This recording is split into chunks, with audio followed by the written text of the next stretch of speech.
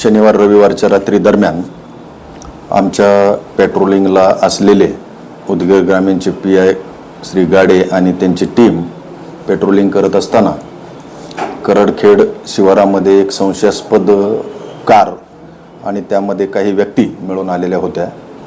त्यांच्या चौकशी दरम्यान असं समजलं की अजून त्यांच्या दुसऱ्या 2 टीम त्यांच्यासोबत कनेक्ट आहेत आणि ही दोन्ही टीम वेगवेगळ्या ठिकाणाहून येऊन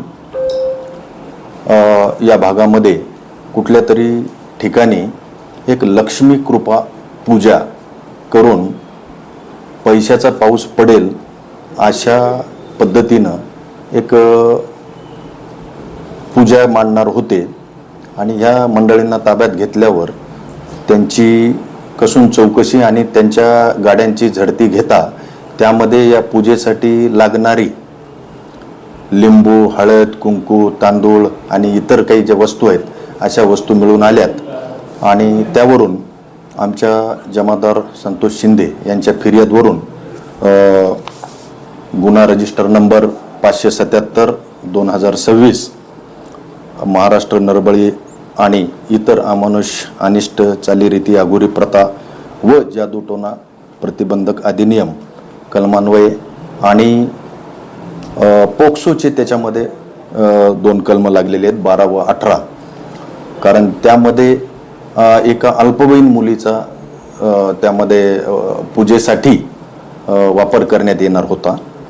त्या अनुषंगाने पोक्सोची सुद्धा कलम यामध्ये लावण्यात आलेली आहे आणि यामध्ये एकूण 13 आरोपींना अटक करण्यात आलेली आहे आणि त्यांची पुढील विचारपूस सुरू आहे।